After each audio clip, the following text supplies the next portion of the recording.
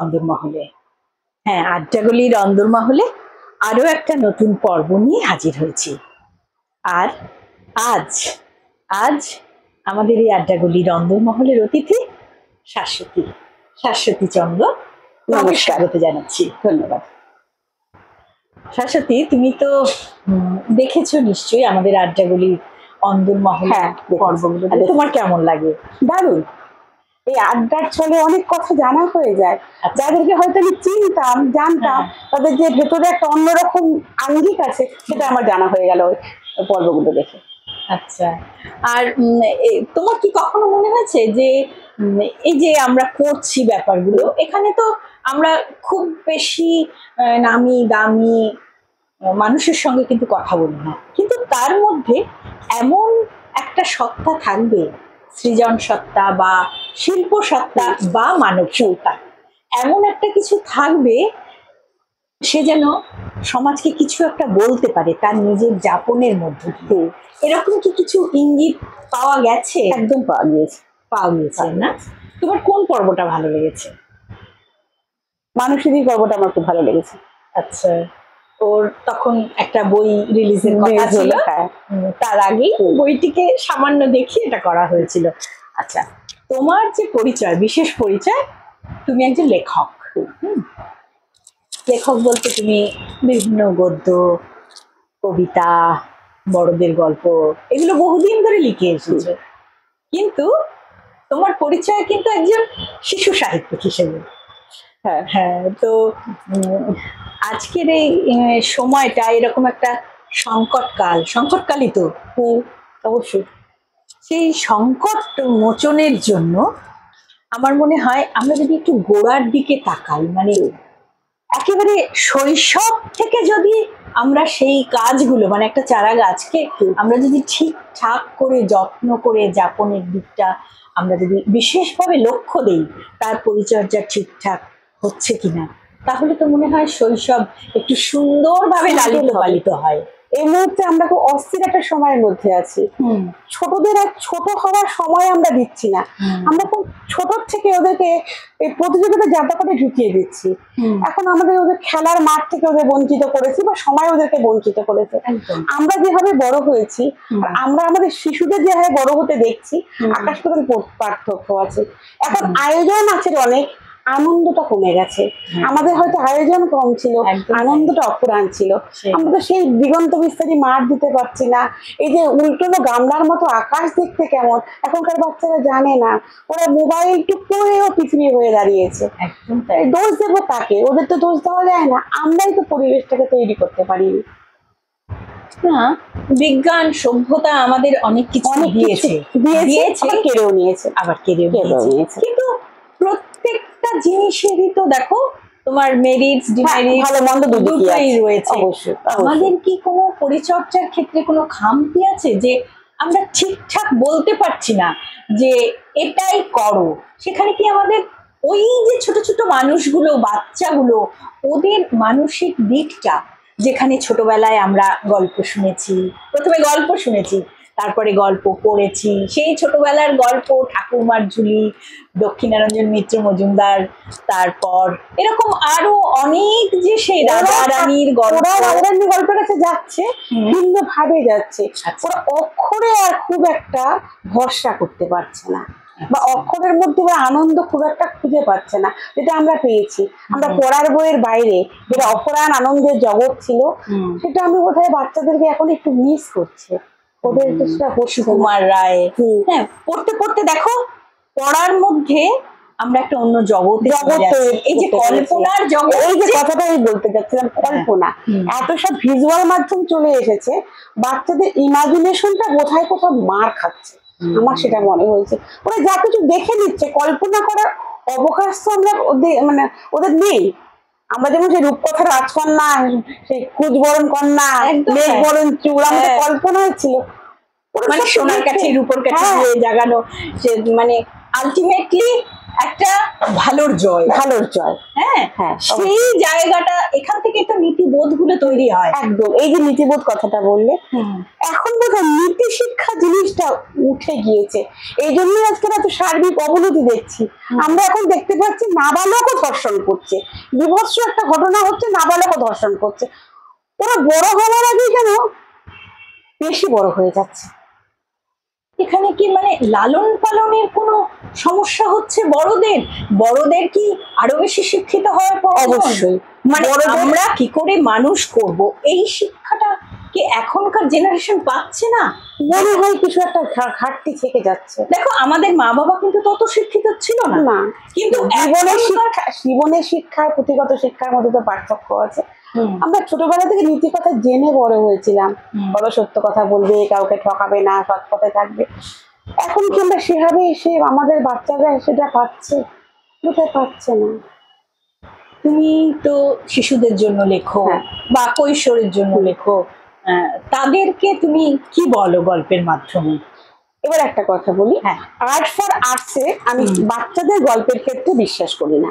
আমি মনে করি বাচ্চাদের গল্পে একটা সামাজিক দায়বদ্ধতা আছে। আমি যে বাচ্চাটা আমার কাছে আমার বইটা পড়ছে সে একটু আলোর গল্প জানো, একটু ভালোর গল্প, সেই জায়গাতেই আসছে। জীবন যেরকম সেটা আমরা বলছি, জীবন কিরকম হলে ভালো হতো সেটাও বোধহয় আমাদের বলা দরকার। ওদের শুধুমাত্র শিল্পটুকু হলে চলবে না, আমার কোথাও একটা মেসেজের ব্যাপার থেকে যায়। হ্যাঁ, এখনকার বাচ্চারা খুব চালাক হয়ে গেছে, তো খুব গোদা বাংলায় মেসেজের কথা বললে ওরা আসলে এন্টারটেইন হবে না। এন্টারটেইনটাও থাকবে, এন্টারটেইনমেন্টটাও থাকবে, সেই সঙ্গে একটু কোথাও ওরা একটু বুঝতে শিখুক ওদের কিছু দায়বদ্ধতা আছে, বড় হয়ে উঠতে হবে অন্যরকম ভাবে। ঠিক এই জায়গাটাই বলতে চাইছি যে জীবনে এই যে সবুজ গুলো, জীবনের যে সবুজ বার্তা, এইগুলো যদি গল্পের মধ্যে না থাকে তাহলে তো শৈশব কেন?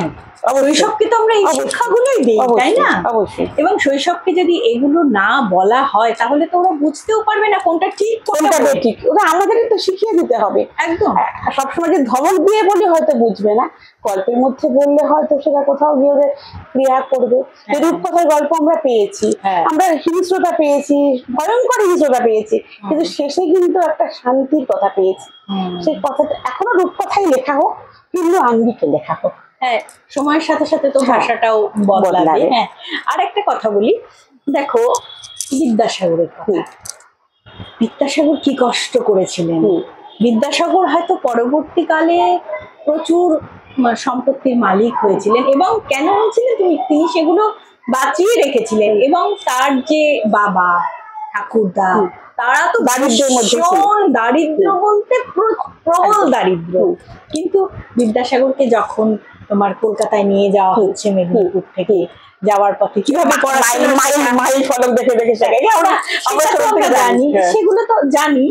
সেটা ছাড়াও বলছি, যখন কলেজে পড়ছে, ধরো ওকে রান্না করে যেতে হচ্ছে বিদ্যাসাগর, কিন্তু যদি সে পড়তে বসে সেই কলেজে পড়ার সময়ও কিরকম ভাবে তাকে মার খেতে হয়েছে। এই যে বাবা মারছে, এখনকার ছেলে মেয়েদের কিন্তু মারা যাচ্ছে না। এই যে পরিবর্তন, সেই জায়গাটা তোমার কি মনে হয়? এটা দুটোই আছে, সদর্থক আছে, নয়র্থক আছে। সদর্থক এটা বলবো যে সত্যি তো কর্পোরাল পানিশমেন্ট সব জায়গা থেকে উঠে আসছে, শিশুর গায়ে হাত তোলা, ওরা ছোট্ট ছোট্ট চারা গাছ, ওদের উপর অত্যাচার হয়ে যাবে, একদম তাই। আবার আসলে সময়টা এরকম ছিল। আমরা বাবা মার কাছে মার খেয়ে আমরা কিছু ভাবিনি, আমরা জানতাম ওনারা যা করছেন আলটিমেটলি আমাদের ভালোর জন্যই করছেন না, তখন এসব ভাবতামও না। তখন মার খেতাম, জানি মারটা খেতে হবে, অন্যায় করেছি মারটা খেতে হবে। শাসনটা উঠে গিয়ে আমার যেটা মনে হয়েছে, বাচ্চারা অসহিষ্ণু হয়ে উঠেছে। জীবন তো কিছু মার দেবে, জীবন তো সবসময় আমার মনের মতো হবে না, সে কর্মক্ষেত্রেই হোক, বন্ধুর ক্ষেত্রেই হোক, জীবন কিছু মার দেবে। এবার বাড়ির থেকে কিছুটা না পাওয়া থাকলে, কিছুটা শাসন থাকলে পরবর্তীকালের মারগুলো বোধহয় ওদের হজম করাটা সহজ হতো। এই যে এত আত্মহত্যার প্রবণতা বেড়েছে কিশোরীদের মধ্যে আত্মহত্যার প্রবণতা খুব বেড়েছে, আমরা ভীষণ বেড়েছে। এটা কিন্তু কিছুটা অসহিষ্ণুতা। আমি চাইছি, আমি পাচ্ছি না, তার জন্য আমি নিজেকে নিঃশেষ করে দেবো। প্রেমে ব্যর্থ হলে তাকে মরে যেতে হবে। প্রেমের তো সকলের জীবনের একটা বাস্তব সত্যি, এর মধ্যে দিয়ে যায়নি। হ্যাঁ, তাই না? চাওয়া পাওয়ার মধ্যে গ্যাপ তো থেকেই যাবে, সেটা আমার মনে হয় একটু বোঝানো উচিত। একটু দুঃখ পেলে যদি পরবর্তীকালের বড় দুঃখের হাত থেকে বাঁচা যায়, একটু দুঃখ দেওয়াই উচিত। তোমার আরেকটা পরিচয় রয়েছে, তুমি স্কুল শিক্ষক। হুম। হুম, সেখানে তুমি সেখানে আমি বাচ্চাদেরকেই দেখি, হ্যাঁ, বাচ্চাদেরকে নিবিড়ভাবে দেখার সুযোগ পাই। হ্যাঁ। তবে বহুদিন থেকে আমি কর্মক্ষেত্রে আছি, একটা পরিবর্তন কিন্তু আমি লক্ষ্য করছি। আচ্ছা, কিরকম আমাদের দর্শকদের জন্য একটু হ্যাঁ, বলো। যেটা হচ্ছে, আগে যেমন শর্তহীন আনুগত্য ছিল, আচ্ছা, যে টিচার যেটা বলছে সেটাই সত্যি, বা সম্মান শ্রদ্ধার ব্যাপারটা এখন বোধহয় কিছুটা কমে গিয়েছে। মানে তুমি এক জীবনেই দুটো দেখতে আমি এক জীবনে দুটো দেখতে পেয়েছি। ঠিকই তো, তুমি আগের জীবনটাও দেখেছো যখন এত কর্পোরেট হয়নি জগৎ। এই অসহিষ্ণুতার কথা বলছি, এই তো রিসেন্ট একটা ঘটনা ঘটলো, স্কুলে এক মিস ছাত্রীকে সামান্য বকেছেন, সামান্য, মার তো দূরের কথা, সেই ছাত্রী টিচারকে অশ্রাব্য ভাষায় গালাগাল করেছে। ছাত্রী সেটা আমাদের কানে এসেছে, যখন এলো আমরা স্তব্ধ হয়ে গেলাম এবং আমরা কিছু স্টেপ নিতে পারলাম না, কারণ এবং তোমরাও হয়তো শিক্ষক হিসেবে সেই ধরনের কার্যকলাপ থেকে একটু ভেবে চলবো, বিরত থাকবে। এটা হচ্ছে, আমরা একটু ভয় পাচ্ছি কিছু শাসন করার ভাবা ক্ষেত্রে, যায়, আমরা একটু ভয় পাচ্ছি, কারণ এই টেন্ডেন্সিটা বেড়েছে, এটা অস্বীকার করা যায় না। আমি অনেক ক্ষেত্রেই দেখতে পাচ্ছি কিশোর কিশোরীদের মধ্যে অসহিষ্ণু হয়ে যাচ্ছে জীবন থেকে। শিক্ষক পড়া না পারলে বা কোনো রকম অন্যায় কিছু করলে তিনি মারবেন, তিনি বকবেন। মারা তো দূরের কথা, সামান্য ওদের পছন্দ না হলে আমরা দেখেছি সেটা আমাদের ছোটবেলায়, আমরা সেটা দেখেছি। এবং আমাদের কাছে সেগুলো মানে বাড়িতে এসে নালিশ করা, শিক্ষক ছিল না, জায়গায় ছিল না। নালিশ করতে গেলে আমাদের খেতে হতো, উল্টে বকুনি খেতে হয়, এটা ভাবনার মধ্যেই ছিল না।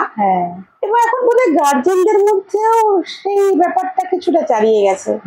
মানে তারাও শিক্ষক বিরোধী হয়ে উঠবেন হয়তো বা। আমি এক কর্মক্ষেত্রে দীর্ঘদিন ধরে দেখলাম ব্যাপারটা যখন একটু বদলেছে, একটু না হয়তো অনেকটাই বদলেছে। এগুলো সত্যি ভীষণ দুঃখ দেয়। সময়টা কিভাবে, মানে সময় দেখো, সময় তো স্থির থাকে না, নানান সময়ে বাঁক নেবে, সময় তো বদলাবে। হ্যাঁ, একেবারে বদলানোটা একটু ভালোর দিকে হলে আমরা স্বস্তি পাই। আর একদম তাই, সর্বার্থেই। এই যে তুমি ধর্ষণের কথা বললে, শৈশব কি বলছো, আমরা কি ভেবেছিলাম 16 বছরের বালক ধর্ষণ করতে পারে? আমরা এখন 16 বছরকে বালকই ভাবতে অভ্যস্ত, কিন্তু হচ্ছে। এবং সেই ব্যাপারে এই তো 3 দিন আগে দেখলাম বোধহয় ধর্ষণ করছে, তার আবার ছবি তুলে তাকে ব্ল্যাকমেল করছে। আমরা কোন পৃথিবীর দিকে যাচ্ছি? তখন একটু ভয় হয়, আমরা কোন পৃথিবীর দিকে যাচ্ছি। কিন্তু তবুও তো আমাদের একটু আলোর দিকেই যেতে হবে, একটু ভালো কথাই বলতে হবে, ভালোর কথা ভাবতে হবে, উপায় তো নেই তার ছাড়া। কিছু বলো যে শিশুদের কি করা উচিত একটু, এবং শিশুদের থেকে আমি বলবো শিশুর বাবা মাদের কি করা উচিত, একটু সময় দিতে হবে ওদেরকে, একটু মনোযোগ হয়তো ওরা আশা করে, ওদের একটু সময়, মানে কোয়ালিটি টাইম দিতে হবে। টাইম বললে হবে না, কোয়ালিটি টাইম দিতে হবে। বাবা মা হওয়ার আগে বাবা মা হয়ে উঠতে হবে। ঠিক, মানে বায়োলজিক্যাল হবে না, একটু হয়ে উঠতে হবে। কারণ আজকে যে শিশুটি আছে সে ভবিষ্যতের নাগরিক, সমাজের একটা স্তম্ভ তো বটে। একদম, তাকে আমি দাঁড় করিয়ে দেব, কিভাবে দাঁড়াবে। যে কথাটা বললাম, 16 বছরের বালক ধর্ষণ করেছে, যে মেয়েটি ধর্ষিতা হয়েছে তার যেমন তার বাবা মার যেমন দুর্ভাগ্য, যে ছেলেটি করলো তার বাবা মারও তো সমান দুর্ভাগ্য। একদম তাই, সেও তো হারিয়ে গেল, সে তো আলো আসতে পারলো না। তো সবাইকে একটু ভাবতে হবে, সবাই মিলে একটু ভাবিয়ে, সবাই মিলে ভেবেই আমাদের হয়তো এই সমাধানের দিকে যেতে হবে। গল্পকার শাশ্বতী, শিক্ষক শাশ্বতী শিশুদের জন্য অনেকটাই কিন্তু বললেন। আমাদের এই আড্ডাগুলির অন্দরমহলে আজকে শাশ্বতীকে পেয়ে আমরা ভীষণ খুশি। তুমি খুব ভালো থেকো, আর তুমি অনেক অনেক ভালো কথা বলো, অনেক অনেক আলোর কথা বলো, শিশুরা যাতে অনেক ভালো থাকে, কেননা আজকের শিশু আগামীর ভবিষ্যৎ। আমাদের আজকের আড্ডাগুলির অন্দরমহলে এখানেই শেষ করছি, আবারও দেখা হবে অন্য কোনো পর্বে।